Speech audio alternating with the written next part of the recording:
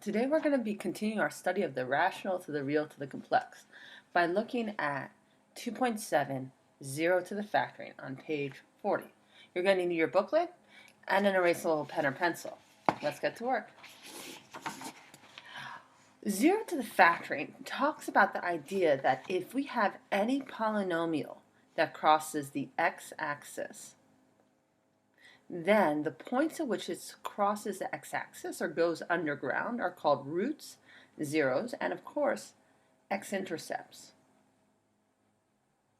If we're thinking about the case where we want to set the polynomial, so p of x, equal to 0, then all of these can also be called solutions.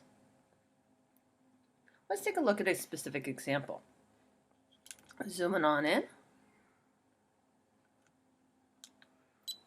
Suppose we know the polynomial equation 4 to the x to the third minus 3x plus 3x plus 5 equals 0 has three real solutions, and that one of the factors of 4 times x to the third minus 12x squared plus 3x plus 5 is x minus 1. How can we find those three solutions to the given equations? Well, what we can imagine is we know that this expression can be rewritten as factors, right? It's a multiplication problem. So 1, 2, 3, three real factors, and therefore three real solutions. The idea behind this is if I can write anything as a multiplication problem, for example, a times b times c, and set it equal to 0, then I know either a is 0, b is 0, or c is 0, and therefore it becomes much easier to solve. Now I'm already told that one of these is x minus 1. How do I find the other two? Well, I could think about it as a very similar problem where I have, well, let's say 4,000, well, the 12 would travel over, so that's 5,235 is equal times something. In order to solve that problem, I would just divide both sides by 11. Now, in order to solve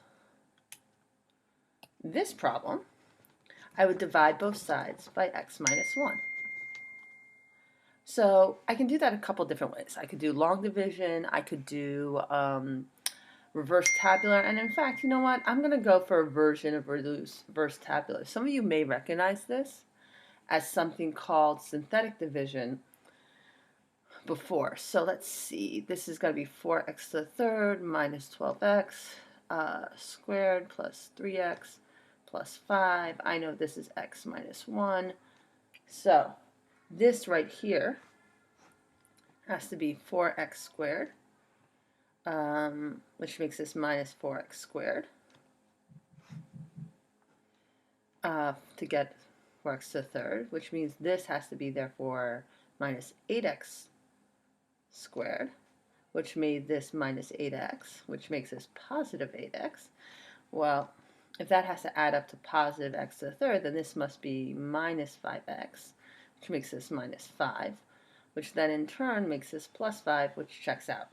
So that means these two terms together must multiply to make 4x squared minus 8x minus 5.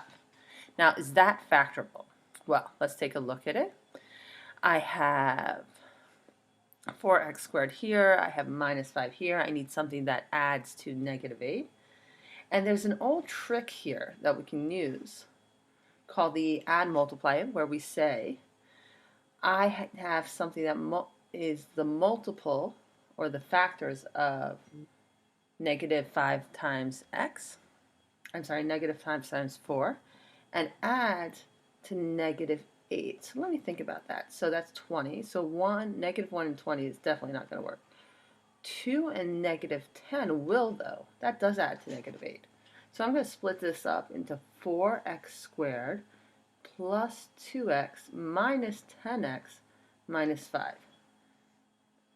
So factor out 2x here. We're going to do a version of factoring out by grouping. That should be 2x plus 1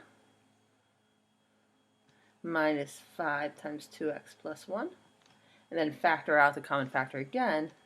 We're left with 2x plus 1 times 2x minus 5 as these two missing factors. So we can say, finally, that 4x to the third equals minus 12x squared plus 3x plus 5 equals 0 is the same as saying x minus 1 times 2x plus 1 times 2x minus 5 equals 0, which means any one of these could be 0. So either x minus 1 is equal to 0, or 2x plus 1 is equal to 0, or 2x minus 5 is equal to 0. Well, if x minus 1 is equal to 0, then x must be 1. If 2x plus 1 is equal to 0, then x must equal to negative a half. And if 2x minus 5 is equal to 0, then x must equal 5 over 2, giving us our three, apologies for the box there, possible solutions. How do we now examine the process? A lot of stuff went on here. So let's break it down. Number 1, set the equation equal to 0. Number 2, factor it as much as possible. 3, once factored, set each factor equal to 0. 4, solve each factor set to 0. They're all your solutions. Okay, pretty straightforward. Now, let's get complicated.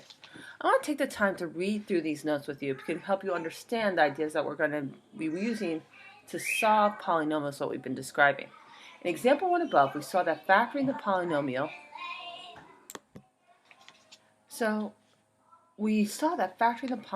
into linear factors, linear means like x minus 1 or 2x plus 3, helps us find the solutions to the original polynomial equation.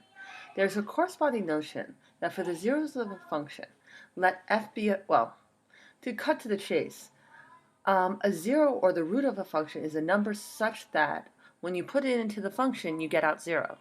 The zeros of this function are the x-intercepts of the graph, in this case, negative a half, 1, and 5 over 2.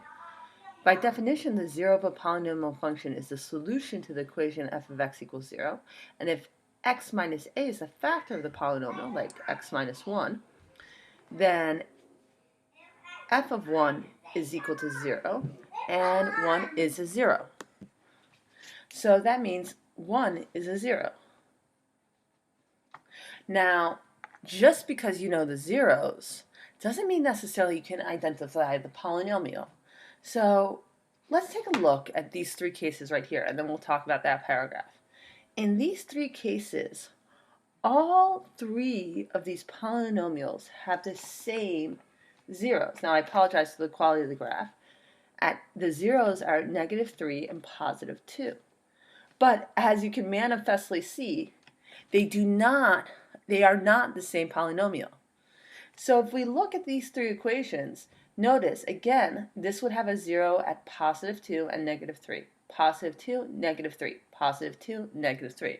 What's different about them is what's called the multiplicity, or how many times or how many powers that particular factor has. Because for each of these polynomials, p of 2, q of 2, r of 2, they're all equal 0, then the number 2 is 0 of p, q, and r. P, q, and r. Likewise, negative 3 is also 0 of p, q, and r. Even though these polynomial functions have the same zeros, they are not the same function, and they don't even have the same degree. And that is because of multiplicity. Underline that twice. This is important. Multiplicity is the count of the number of times a factor appears in a factored polynomial expressions. Polynomials can only have positive integer exponents, so a factor must have a positive integer exponents. Thus, the multiplicity of a 0 must be the positive factor. So let's actually look at an example like that. So if I have 2 different polynomial functions that have a 0 at 2 of multiplicity 5 and a 0 of negative 4 at multiplicity 3, you could say, how is that possible? It's actually really simple. You could say my polynomial is f of x. If I want a 0 at 2, I do x minus 2 to the 5th power, makes it multiplicity 5, times x minus 4, or x plus 4, to the power 3. And if I wanted to create an alternate with the same multiplicities and the same zeros, but still be a different polynomial, all I have to do is write the same thing, but then add one more different linear factor. So, right here, looking forward to discussing this further with you in class today. Wishing you a wonderful rest of your day.